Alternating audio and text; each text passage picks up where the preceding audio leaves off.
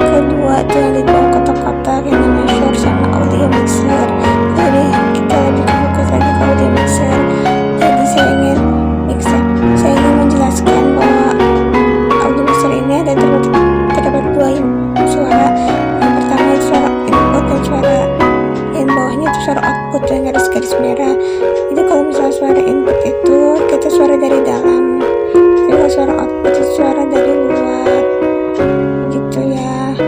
Jadi kalau misalnya kita mau live streaming tuh lebih perhatikan lagi in suaranya gitu ya.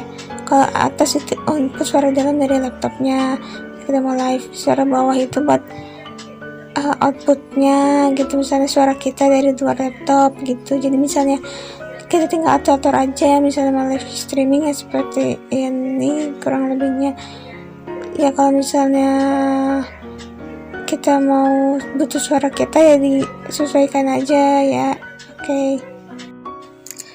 Lalu setelah udah audio, kita klik tanda plus di source-nya, lalu pilih display capture ya.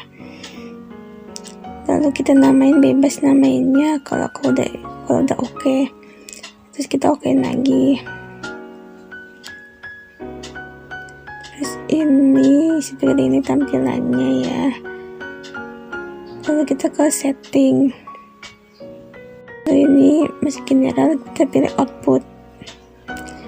Output seperti ini ya. Setelah di edit, lalu kita ke stream. Yang tadi kita salin tuh link di live streamnya, kita salin ke sini, kita paste ke sini. Nah terus baru kita start streaming, klik tombol start streaming. Boleh juga sambil start recording kalau misalnya memori laptop kita nggak penuh.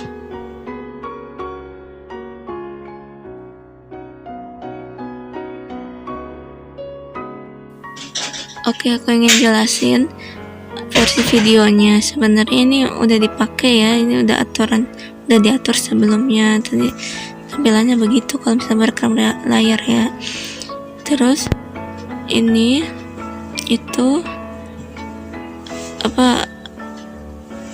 udah sebenarnya ini udah dipakai, lagi dipakai. Nggak apa-apa, kita buat baru display capture. Kita pilih display capture tuh perekam layar, kita namain di situ tuh seperti di contoh, namanya bebas ya. Terus kalau udah okein aja, terus lanjut lagi, oke lagi. Nanti tampilannya akan seperti itu ya. Ini dua karena saya sebelumnya udah dipakai lagi double gitu buat ngerekam ini sama ngecontohin gitu. Nah, harusnya mah nanti satu aja ya.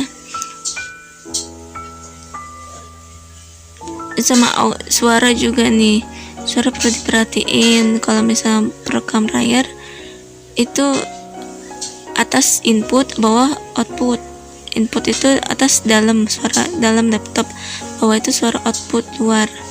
Nah itu kalau misalnya mau live YouTube dikurangin kayak gitu ya. Tapi kalau misalnya ini kan lagi butuh ya, maksudnya saya biar kedengar suara saya gitu. Pokoknya atur aja sih seenaknya aja gimana. Pokoknya bawa itu suara in output suara kita. Tapi nggak tahu nih kenapa sekarang, apa ada salah atau bagaimana.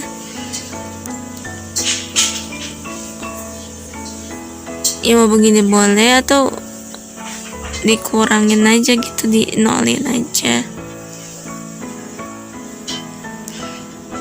Terus kita masuk ke setting.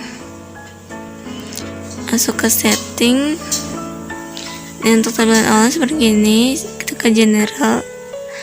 Tampilan awalnya general. Nah kita pilih output pilihnya gini ya, diganti advance. Kan kalau awal download tuh biasa simpel nih, ya diganti advance. Terus ininya apa tuh namanya? Nah, ukurannya 768 atau kali 432. Tapi itu terserah teman-teman sih, ini opsional ya, mau dipilih apa enggak, mau diikutin apa enggak. Tapi biasanya aku itu begitu kalau buat 1500 kps 1.500. Pokoknya ikutin ini.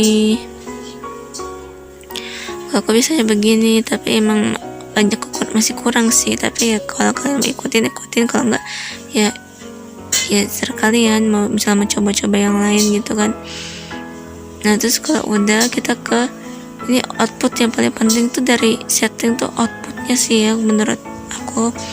Ya paling aku begini sih biasanya kalau nge-live tuh itu ya 0 dari 500, 1500, 768 kali 43, 432.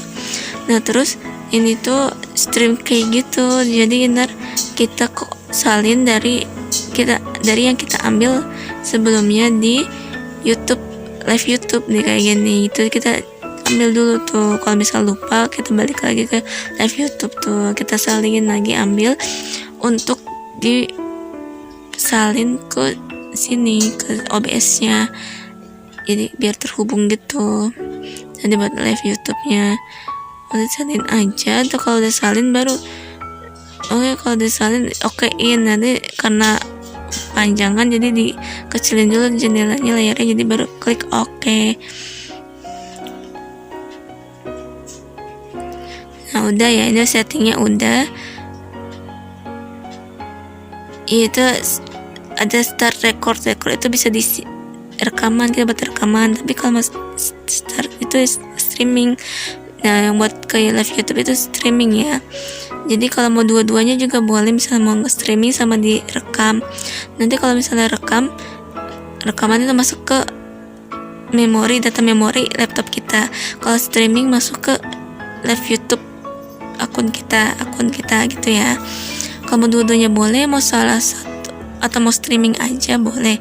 Kalau misalnya nanti ada keperluan lain, OBS bisa digunakan buat rekaman layar gitu sih, buat ngerekam gitu, bukan ngerekam misalnya kita mau ngerekam apa gitu, misalnya di luar streaming ya misalnya gitu.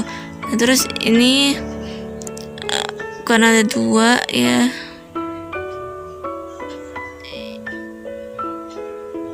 itu ya pokoknya awalnya tuh ingat display capture, berarti rekaman layar. Kalau mau buat baru nanti hasilnya begitu. Nanti kalau udah start streaming kan, nah itu berarti udah start ya, udah dimulai.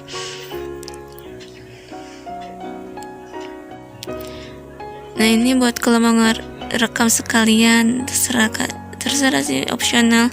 Mau sambil direkam boleh. Kalau memori laptopnya penuh, maksudnya masih space-nya masih gede ya boleh sambil direkam.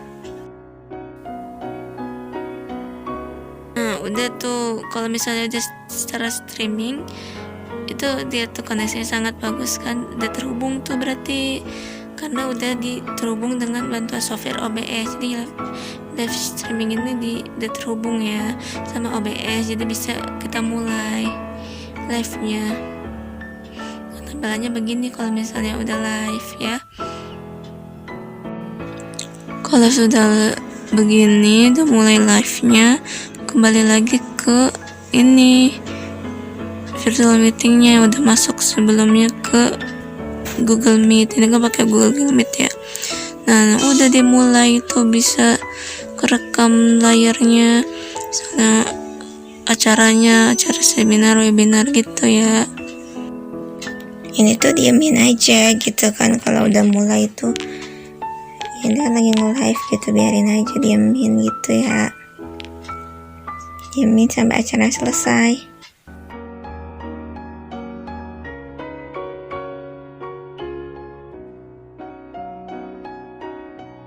Mengakhirinya, buka YouTube terlebih dahulu, klik akhiri streaming, terus klik lagi akhiri. Nah ini ditutup aja ya, langsung tutup. Tapi kalau teman-teman mau edit dulu terserah, tapi tutup aja. Nah ini kita buka setelah YouTube, kembali ke OBS Studio untuk stop streaming ya. Tombol stop streaming tuh yang bawahnya kontrol, itu 2 kali ya, stop streaming sama stop streaming. Ini kan masih ada bacanya stopping ya, streaming. Jadi sekali lagi kita kembali ke Google Meet-nya untuk mengakhiri atau keluar dari Google Meet-nya ya.